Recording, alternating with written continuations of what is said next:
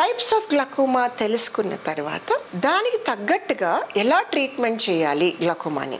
So గ్లకోమాకి యూజువల్గా మనకి అద్భుతం ఏంటంటే ఈ మధ్య కాలంలో చాలా రకాల మందులు కనిపెట్టారు.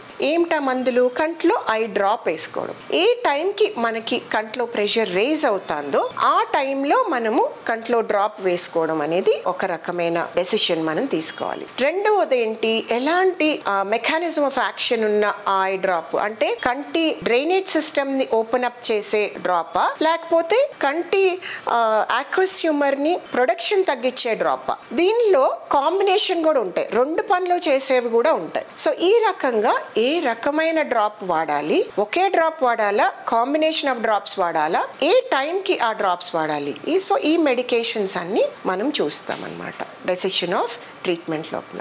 ఈ డ్రాప్స్ వేసుకున్నా సరే ప్రెషర్ తగ్గకపోతే ఆర్ నర్వ్ డ్యామేజ్ ఇంకా ప్రోగ్రెస్ అయిపోతుంది అని అంటే అప్పుడు then as a last resort we go for surgery. సర్జరీలో ఏం చేస్తాము, సర్జికల్ గా కట్ చేసి ఈ డ్రైనేజ్ పాత్వేస్ ని, ఈ బయటికి వెళ్లే మార్గాల్ని ఓపెన్ చేస్తాం. దాన్ని సర్జికల్ గా ట్రబెక్యులెక్టమీ అంటాం. ఆర్ గోనియాటమీ అనేది ఈ బయటకు వెళ్లే మార్గాల్ని ఓపెన్ అప్ చేసే ప్రాసెస్ ని ఈ రెండు సర్జికల్ ప్రొసీజర్స్ లో చేస్తాం. అది కాకుండా లేజర్ తో కూడా ఓపెన్ అప్ చేయొచ్చు. ఏంటి, ఏదైతే బ్లాక్ అవుతుందో లేజర్ తో దాన్ని ఓపెన్ చేస్తాం. సో ఈ మూడు రకాల ట్రీట్మెంట్స్ గ్లకోమాలో చేస్తాం. ఇంకా కూడా ఈ సర్జికల్ గా కూడా మనం ట్రబెక్యులెక్టమీ చేసిన తర్వాత కూడా అది ప్రెషర్ కంట్రోల్ కాకపోతే స్టంట్ వేస్తాం. సో ఒక ట్యూబ్ లాంటిది పెట్టి గ్లకోమాకి ట్రీట్ చేయడానికి స్టంట్ ఆపరేషన్. సో ఈ విధంగా మనము గ్లకోమాని మేనేజ్ చేస్తాం. సో ఇదంతా మనము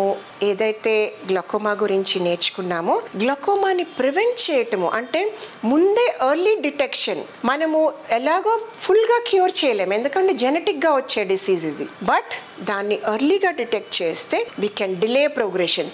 తొందరగా అది నరం చచ్చుబడిపోకుండా దాన్ని స్లో డౌన్ చేయొచ్చు, నెమ్మదిగా ఆ చేంజెస్ జరిగేటట్టు చేయొచ్చు. సో అవేర్నెస్ క్రియేట్ చేయడం మా వంతు, మీరు వచ్చి చూపించుకోవడం మీ వంతు.